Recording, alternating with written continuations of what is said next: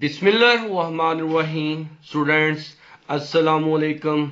आज हम डिस्कस कर रहे हैं कि ओहमिक कंडक्टर क्या होते हैं और नॉन ओहमिक कंडक्टर्स क्या होते हैं। बेटा ऐसे कंडक्टर्स जो ओहम्स लॉ को अवे करते हैं उनको हम नाम दे देते हैं ओहमिक कंडक्टर का, या फिर हम ओहमिक मटेरियल का नाम देते हैं। अ conductor which strictly away Ohm's law are called ohmic conductor. A conductor is said to be obey Ohm's law if R remains constant. कहते हैं कोई भी मटेरियल जो है वो उस वक्त ओहम लॉ को ओबे करता है अगर उसकी रेजिस्टेंस जो है वो कांस्टेंट हो। अगर उसकी रेजिस्टेंस कांस्टेंट ना हो तो फिर वो ओहम लॉ को ओबे नहीं करता। That is if we plot a graph between V and I, it must be a straight line. बेटा क्योंकि ओहम्स लॉ क्या है, I is directly proportional to, I जो है वो डायरेक्टली प्रोपोर्शनल है किसके, V के। आपके पास देखें रहा I is directly proportional to V। Directly proportional बेटा याद रखने हैं, कोई भी क्वांटिटीज है उनका ग्राफ हमेशा ही स्ट्रेट लाइन बनेगा। अब यहां पर V की वैल्यू हम फर्ज कर लेते हैं 5 और I की वैल्यू फर्ज कर लेते हैं 1। V की वैल्यू हम ज्यादा करते हैं, फर्ज करें 10 कर लेते हैं। I की वैल्यू उसके करस्पॉन्डिंग 2 हो जाएगी और V की वैल्यू 15 कर लेते हैं और ये 3 हो जाएगी और V की वैल्यू फर्ज करते हैं हम 20, ये 4 हो जाएगी। देखें V ज्यादा हो रहा है, I भी उसके करस्पॉन्डिंग जो है वो क्या हो रहा है, ज्यादा हो रहा है। और आपको पता है V किसके इक्वल होता है, V I R के इक्वल होता है। और यहां पर I किसके इक्वल होगा, R किसके इक्वल होगा बेटा, V ओवर I। इसका मतलब पहले केस में V कितना है 5 और I कितना है 1। कितना आंसर आ गया बेटा 5। दूसरे केस में V कितना है 10 और I कितना है 2। कितना आंसर आ गया 5। तीसरे केस में ये 15 है, ये 3 है। कितना आंसर आ जाएगा R। इसका मतलब R की वैल्यू हर दफा क्या आ रही है, सेम आ रही है, कांस्टेंट आ रही है। तो ऐसे मटेरियल ऐसे कंडक्टर जो स्ट्रिक्टली ओहम लॉ को वे करते हैं उनको हम नाम दे देते हैं ओहमिक कंडक्टर का। A conductor which strictly obey Ohm's law are called ohmic conductors.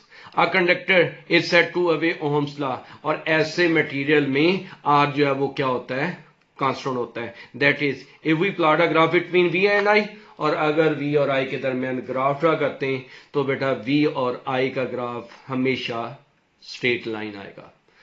V और I का ग्राफ ओहमिक कंडक्टर के लिए है, सभी मटेरियल के लिए स्ट्रेट लाइन नहीं आएगा। हर वो क्वांटिटी जो डायरेक्टली प्रोपोर्शनलिटी को वे करती हैं, जो भी डायरेक्टली प्रोपोर्शनल होगा उसका ग्राफ हमेशा जो है वो क्या आएगा बेटा, स्ट्रेट लाइन आएगा। एक चीज और यहां पर डिस्कस करते चले बेटा, आपको पता है स्लोप हम पहले डिस्कस कर चुके हैं। स्लोप जो है वो क्या होता है, यहां पर अगर आप गौर करें, आपके पास एक साइड पर आप लेते हैं I, एक साइड पर आप ले रहे हैं V, और ये उसका बेटा स्लोप बन रहा है। स्लोप आपको पता होना चाहिए किसको रिप्रेजेंट करता है। स्लोप बेटा, स्लोप का मतलब होता है tan थीटा। tan का मतलब होता है, ये अगर देखें तो आपके पास परपेंडिकुलर है और ये आपके पास बेस है, और ये अगर एंगल थीटा है तो परपेंडिकुलर आपके पास क्या है I, और ये आपके पास क्या है V। आपको पता है R जो है वो किसके इक्वल होता है, V I R के इक्वल है, और I किसके इक्वल है, I बेटा यहां से R किसके इक्वल आ गया, I R आपके इक्वल आ गया बेटा, R जो है वो किसके इक्वल आ गया, V ओवर I, और 1 ओवर R किसके इक्वल आ गया, I ओवर V। यहां पर I ओवर V है तो ये किसको रिप्रेजेंट कर रहा है, 1 ओवर R को। और बेटा रेसिप्रोकल ऑफ रेजिस्टेंस, ये हम नेक्स्ट आर्टिकल में पढ़ेंगे। Reciprocal of resistance is known as conductance. इसका मतलब ये हुआ कि आपके पास जो I और V का ग्राफ है उसका जो स्लोप है वो किसको रिप्रेजेंट कर रहा है, 1 ओवर R को। लेकिन अगर यही ग्राफ जो है वो आप ये कह लें कि I और V की बजाय V और I के दरमियान हो, ये आपके पास फिर क्या आ गया, ये आपके पास V या डेल्टा V, और ये आपके पास I। In this case slope किसके इक्वल आ जाएगा, V tan थीटा बेटा, और tan किसके इक्वल होता है, tan इक्वल होता है परपेंडिकुलर ओवर बेस। परपेंडिकुलर कितना यहां पर V, और ये कितना I, और ये किसको रिप्रेजेंट करता है, R को। अब दोनों केसेस की सूरत में अगर एग्जामिनर आपको देता है बताएं जी वी और आई का ग्राफ जो है वो किसको रिप्रेजेंट करता है, आर को रिप्रेजेंट करता है। वी और आई का स्लोप किसको रिप्रेजेंट करता है, आर को रिप्रेजेंट करता है। लेकिन अगर वो कहता है आई और वी का स्लोप किसको रिप्रेजेंट करता है, आई और वी का स्लोप जो है वो बेटा रेसिप्रोकल ऑफ रेजिस्टेंस को रिप्रेजेंट करता है, वो कंडक्टेंस को रिप्रेजेंट करता है। जबकि आपके पास वी और आई का स्लोप किसको रिप्रेजेंट करता है, वो सिंपल आर को, R means resistance of a conductor. अब बेटा ये तो आ गया आपके पास ओहमिक कंडक्टर्स। बाज मटेरियल हैं जो ओहम्स लॉ को अवे नहीं करते। अब वो मटेरियल जो ओहम्स लॉ को अवे नहीं करते उनको हम नाम दे देते हैं non ohmic conductors. A conductors which do not obey Ohm's law are called non ohmic conductors. अब इसका ग्राफ किस तक आएगा, सिंपल सी बात है, अगर ओहम्स लॉ को अवे कर रहा है कंडक्टर तो उसका ग्राफ स्ट्रेट लाइन आएगा और उसमें कंडीशन क्या है, आज जो है वो कांस्टेंट होगी। लेकिन अगर वो ओहम्स लॉ को अवे नहीं करते तो फिर बेटा उसका ग्राफ स्ट्रेट लाइन नहीं आएगा। If we plot a graph between V and I for such a devices it is not a straight line. ये बेटा एज इट इज सीधा जाने की बजाय क्या कर देगा, बेंड कर देगा।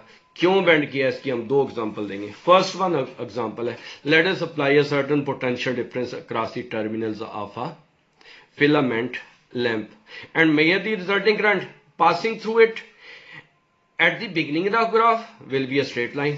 शुरू में कहता है ग्राफ जो है वो किस तरह का है, स्ट्रेट लाइन है। क्यों स्ट्रेट लाइन है ये भी बताते हैं। It means it obey Ohm's law. इसका मतलब अगर स्ट्रेट लाइन है तो ये ओहम्स लॉ को अवे कर रहा है। But when current increases further, और जैसे ही करंट को आप ज्यादा करते हैं और उसके बाद क्या होता है, उसके बाद ये होता है कि ये अपने पाथ से डेविएट्स कर जाता है, अपने पाथ से इनहराफ कर जाता है due to increase in temperature, क्योंकि इसका टेम्परेचर जो है वो क्या हो जाता है, ज्यादा हो जाता है। So Ohm's law is no more valid. Thus filament is a non-ohmic devices. Its graph is shown in figures. बेटा देखें किसकी एग्जांपल दी है, फर्ज करते हैं आपके पास ये आपने सेकंड ईयर में एक्सपेरिमेंट भी करना है बेटा, और इसको हम कहते हैं अपरेटस है। ये किस पर्पज के लिए इस्तेमाल करते हैं, used to study relationship between current passing through a tungsten filament lamp. बेटा ये आपके पास फिलामेंट लैंप है और ये जो नॉब है इसकी जगह पर इस तरह का मीटर भी लगा हो सकता है। इसके ऊपर यहां पर क्या लिखा हुआ है, ए का मतलब क्या है, एम्पेयर मीटर। ये एम्पेयर मीटर को मेजर करता है, ये करंट को मेजर करता है। और ये नॉब जो है वो किसको, ये नॉब जो है वो बेटा पोटेंशियल डिफरेंस को रिप्रेजेंट करती है। अगर आप यहां से पोटेंशियल डिफरेंस को ज्यादा करेंगे उसके करस्पॉन्डिंग करंट भी ज्यादा होगा और उसके करस्पॉन्डिंग करंट, ये जो फिलामेंट है, अब फिलहाल आपके पास ये फिलामेंट जो है वो क्या शो कर रहा है, जीरो करंट शो कर रहा है, क्योंकि आपके पास वी कितना है, जीरो है। जब V जीरो है आपके पास बेटा, इसका मतलब यह बनता है कि करंट भी कितना है, जीरो है।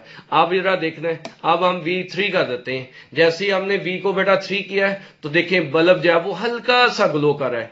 जब बल्ब हल्का सा ग्लो कर रहा है, यहां पर नीडल जो वो आगे को मूव की है। देखिए पहले मैं दोबारा इसको पीछे को करता हूं, देखिए नीडल पीछे आ गई है। अब मैं इसको 3 वोल्ट पर ले जाता हूं, नीडल ने आगे मूव किया है। देख ले तकरीबन ये 0.67 के करीब एम्पेयर करंट इसमें से फ्लो कर रहा है और ये हल्का सा ग्लो कर रहा है। अगर आप वोल्टेज को ज्यादा करते हैं, नीडल की तरफ देखना बेटा, ये वाली नीडल है, एक साइड से मैं वोल्टेज ज्यादा कर रहा हूं, नीडल जो है वो देखें आगे चली गई है, तकरीबन 1 एम्पियर से थोड़ा सा आगे चली गई है और बल्ब जो है वो पहले से क्या कर रहा है, ज्यादा ग्लो कर रहा है। और फिर हम वोल्टेज को और ज्यादा करते हैं लेकिन नीडल और आगे मूव करेगी, देख लें और आगे चली गई है, 1.5 से थोड़ा सा आगे चली गई है और ये फिलामेंट पहले से और ज्यादा ग्लो कर रहा है। अब आपके पास फिर देखें वोल्टेज ज्यादा करने से करंट ज्यादा हो रहा है, वोल्टेज ज्यादा करने से करंट और ज्यादा हो रहा है। लेकिन क्या ये बल्ब आपके पास जिसके अंदर टंगस्टन फिलामेंट है, ये जो फिलामेंट ग्लो कर रहा है ना, ये बेटा टंगस्टन का होता है, इसलिए टंगस्टन मटेरियल का नाम है। ये टंगस्टन मटेरियल ही क्यों इस्तेमाल करते हैं, इसलिए इस्तेमाल करते हैं कि टंगस्टन का मेल्टिंग पॉइंट जो है वो बहुत ज्यादा हाई होता है, जिसकी वजह से यहां पर टंगस्टन फिलामेंट हम इस्तेमाल करते हैं। लेकिन यहां पर डिस्कस करने का मतलब ये है कि जैसे जैसे आप वोल्टेज ज्यादा करें करंट भी ज्यादा हो रहा है, लेकिन क्या कि यहां पर इस पोजीशन पर अगर आप इसको हाथ लगाएंगे बेटा बल्ब को, तो ये आपको काफी ज्यादा गर्म महसूस होगा। उसका मतलब ये है कि टेम्परेचर ज्यादा हो गया, और आपको पता है जब टेम्परेचर ज्यादा होता है तो उस वक्त रेजिस्टेंस जो है वो क्या हो जाती है, ज्यादा हो जाती है। देखें आई किसके इक्वल है, V over R. With increase of temperature conductor की रेजिस्टेंस ज्यादा होती है, जिसकी वजह से आप कह लें कि करंट जो है वो कम होता है। आप बिल्कुल ऐसे भी कह सकते हैं V किसके इक्वल है 5, I किसके इक्वल है 1, V किसके इक्वल है 10, I किसके इक्वल है 2। अब यहां पर देखें जितना ये बढ़ रहा है उसी रेशो से ये बढ़ रहा है। अब यहां पर जैसे ही 15 करते हैं ये 3 होना चाहिए, लेकिन ये 2.9, और ये 20 है, और यहां पर इसको बेटा 4 होना चाहिए, ये 3.7। इसका मतलब करंट बढ़ रहा है लेकिन उस रेशो से नहीं बढ़ रहा है, जिसकी वजह से इसकी जो स्ट्रेट लाइन है वो अपने पाथ से क्या कर जाएगी बेटा, डेविएट्स कर जाएगी, जिसकी वजह से हम कहते हैं ये जो बल्ब फिलामेंट है ये ओहम लॉ को ओबे नहीं करता। दोबारा देखते हैं हम बेटा, ये आपके पास है, ये आई और वी के दरमियान ग्राफ है नॉन ओमिक मटेरियल के लिए। कहता है यहां पर ये स्ट्रेट लाइन है, जब तक ये स्ट्रेट लाइन है ये ओहम लॉ को वे करता है, लेकिन एक लिमिट तक है, और जैसे ही इसका टेम्परेचर ज्यादा होता है, टेम्परेचर ज्यादा होने से रेजिस्टेंस ज्यादा होती है, करंट कम हो जाता है, यानी ये ऊपर को जाने की बजाय इस साइड को ज्यादा बढ़ रहा है, यानी वी भी बढ़ रहा है, आई भी बढ़ रहा है, लेकिन वोल्टेज जो है वो उसकी निस्बत क्या बढ़ रहे हैं, ज्यादा बढ़ रहे हैं, और वो स्ट्रेट लाइन से डेविएट्स कर जाता है। तो ये तो बेटा इसकी फर्स्ट वन एग्जांपल है, ये एक्सपेरिमेंट है। बेटा आगे सेकंड एग्जांपल है सेमीकंडक्टर। सेमीकंडक्टर भी हमने बेटा सेकंड ईयर में पढ़ना है, लेकिन ये 17 चैप्टर में इंशाल्लाह पढ़ेंगे, और इसका ग्राफ फिलहाल आप एज इट इज करेंगे। आज सेमीकंडक्टर इज आल्सो नाम ohmic devices. The current voltage graph of such a diode is shown in figures. बेटा जो डायोड का मतलब जो पी एन जंक्शन है उसको ही हम डायोड का नाम देते हैं, और फिलहाल इतना ही, आगे जाकर फिर इसकी डिटेल बताएंगे। Graph is not a straight line, इसमें भी ग्राफ जो है वो स्ट्रेट लाइन नहीं है। So semiconductor is also a non ohmic devices. ये पीएन जंक्शन शायद आपने बेटा 10th में पढ़ा हो और याद हो आपको कि ये फॉरवर्ड वाइज के लिए ग्राफ है और ये रिवर्स वाइज के लिए, लेकिन ये ग्राफ कैसे बना है फिलहाल आपने एज इट इज करना है, और इसकी डिटेल इंशाल्लाह 17 चैप्टर में ही आएगी। अल्लाह हाफिज बेटा।